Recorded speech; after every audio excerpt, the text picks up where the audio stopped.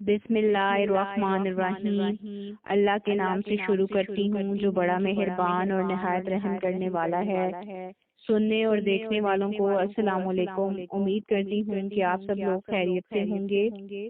آج کی اس ویڈیو میں علوی خاندان کی ایک عورت کا واقعہ بیان ہوگا۔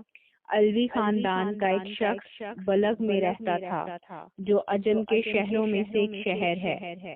اس کی بیوی اور لڑکیاں تھیں اور اللہ تعالیٰ نے انہیں ہر قسم کی نعمتیں عطا کی تھیں۔ وہ فوت ہو گیا تو اہل و عیال کو اس کے مرنے کے بعد فقیری اور تنگ دستی نے آ گھیرا۔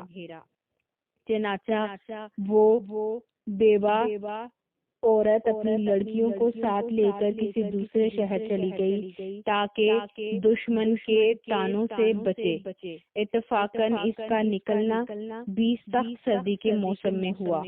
جب شہر میں داخل ہوئی تو اپنی لڑکیوں کو ایک غیر آباد مسجد میں بٹھایا اور خود ان کے لیے کھانے کا بندوبست کرنے چلی گئی۔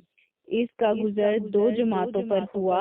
ایک جماعت تو مسلمان کے پاس جمع تھی اور وہ شیخ البلاد تھا، اور دوسری جماعت ایک مجوسی کے پاس جو کہ اس کا نائب تھا۔ پہلے تو گئی مسلمانوں کے پاس اور ان کو اپنا حال سنایا اور کہا کہ میں ایک شریف خاندان کی عورت ہوں، میرے پاس یہ 3 لڑکیاں ہیں جن کو میں نے ایک غیر آباد مسجد میں بٹھایا ہے اور آپ سے آج کی رات کا کھانا مانگتی ہوں۔ اس نے کہا کوئی گواہ لا میرے پاس کہ واقعی تو علوی خاندان کی عورت ہے۔ اس نے کہا میں ایک اجنبی عورت ہوں، اس شہر میں مجھے کوئی نہیں جانتا۔ چنانچہ اس شیخ البلد نے منہ موڑ لیا اور وہ عورت دل شکستہ ہو کر چلی گئی۔ پھر وہ اس مجوسی آدمی کے پاس آئی اور اپنا حال اس کے سامنے بیان کیا کہ میرے ساتھ لڑکیاں ہیں اور میں ایک علوی شریف خاندان کی عورت ہوں، اور شیخ البلد کے پاس جانے کا قصہ بھی سنایا۔ وہ مجوسی فوراً اٹھا اور اپنی عورتوں کو بھیجا کہ اس عورت کو ماں اس کی لڑکیوں کے میرے مکان پر لے آؤ۔ پھر ان کو نہایت ہی نفیس کھانا کھلایا اور بہترین لباس پہنایا۔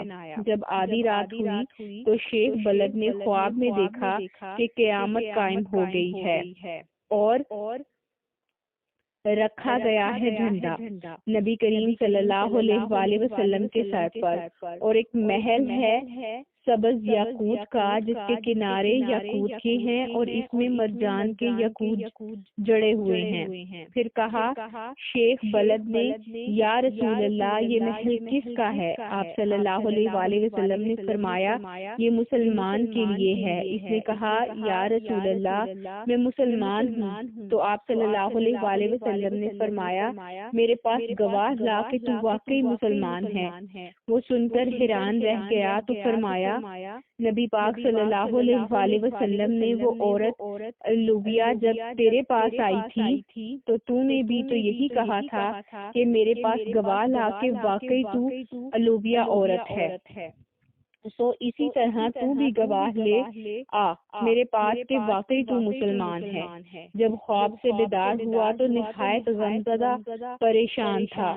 بیدار ہوتے ہی دریافت کیا کہ وہ عورت کہاں ہے۔ جب معلوم ہوا کہ وہ عورت مجوسی کے پاس ہے، اس نے آدمی بھیجا کہ مجوسی میرے پاس لاؤ۔ چنانچہ وہ لایا گیا تو اس نے اس کو کہا کہ میں یہ عورت تجھ سے مانگتا ہوں ماں لڑکیوں کے۔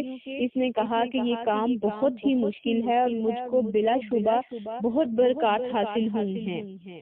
اس نے کہا مجھ سے 1000 دینار لے لے اور ان کو مجھے دے دے۔ اس نے جواب دیا یہ بہت مشکل ہے، میں انہیں واپس نہیں کروں گا۔ مجوسی نے کہا کہ جو چیز آپ چاہتے ہیں میں اس کا زیادہ مستحق ہوں، اور وہ محل جو آپ نے خواب میں دیکھا ہے وہ میرے لیے بنایا گیا ہے۔ کیا تم میرے سامنے اپنا اسلام ظاہر کرتے ہو؟ اللہ کی قسم جب تک میں اور میرے اہل و عیال تمام کے تمام اس الوبیا کے ہاتھ پر مسلمان نہیں ہوئے رات کو سوئے نہیں تھے۔ میں نے خواب میں اسی طرح دیکھا تھا جس طرح تم نے دیکھا ہے، اور مجھے رسول صلی اللہ علیہ وآلہ وسلم نے فرمایا کہ وہ عورت الوبا اور اس کی لڑکیاں تیرے پاس ہیں۔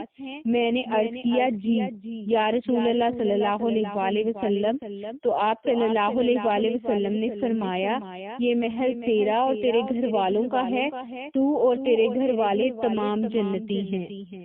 سبحان اللہ۔ ہمیں بھی کوشش کرنی چاہیے کہ ہم ایسے معاملات میں بہت زیادہ احتیاط سے کام لیں۔